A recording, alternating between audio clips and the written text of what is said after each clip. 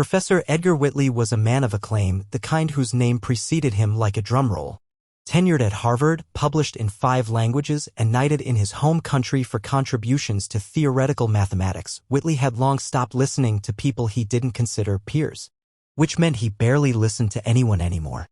On a cold March morning, he stood before a lecture hall packed with wide-eyed graduate students, chalk in hand. On the board behind him was a problem, a tangle of variables and notations so complex it resembled modern art more than mathematics.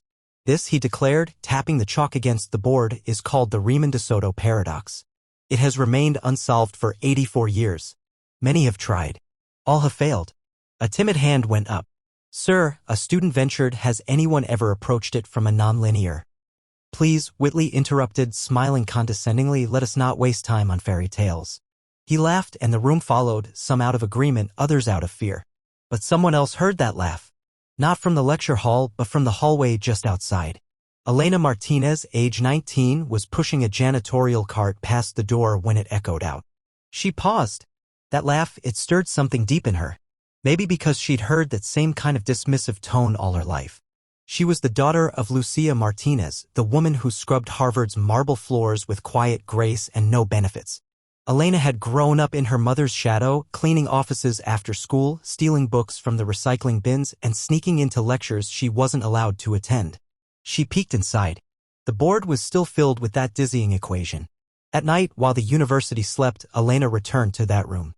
She sat in the very seat where Professor Whitley had ridiculed the notion of fairy tales.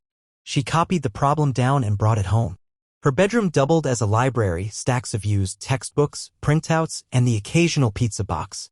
She didn't have a degree, but she had something Whitley had long since lost, wonder. For weeks, she worked on the problem between shifts. She used napkins when she ran out of paper. YouTube lectures filled the air while she mopped floors. At night, she sketched diagrams in her dreams. And one night, as the snow melted into spring, something clicked. A pattern. A rhythm. Like music. She stayed up until dawn, eyes bloodshot, hand trembling, and finally it worked. A solution. Elegant. Efficient. Correct. But who would believe her? 2 weeks later, Whitley received a plain envelope with no return address.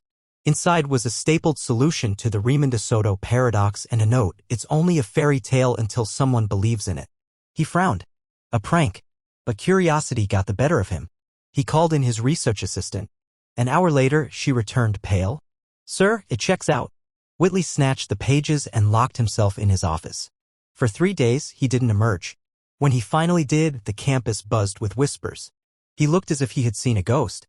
And in a way, he had. He held a press conference. And for the first time in years, he didn't speak to be heard. He spoke to confess. I owe the world an apology, he began. I was wrong. Not just about the problem, but about who is worthy to try solving it. I laughed at the idea of magic, but it turns out brilliance can come from anywhere. Even from someone invisible to people like me. When the university tracked down Elena, now working late at the same building where her mother still cleaned, reporters swarmed. She stood shyly in a Harvard sweatshirt handed down from a student who'd left it behind. I didn't do it for fame, she said. I just wanted to prove that people like me don't have to wait for permission to try. Harvard offered her a full scholarship on the spot. But before accepting, Elena asked one thing, that the university offer scholarships to the children of all its service workers. They see the halls, the classrooms. Let them see what's possible, too. Whitley retired a year later, not in disgrace, but in humility. He started a foundation with Elena's name dedicated to mentoring overlooked minds. He often said she had solved more than a paradox. She solved my arrogance. Today, Elena Martinez is a celebrated scientist, lecturer, and advocate for educational equity.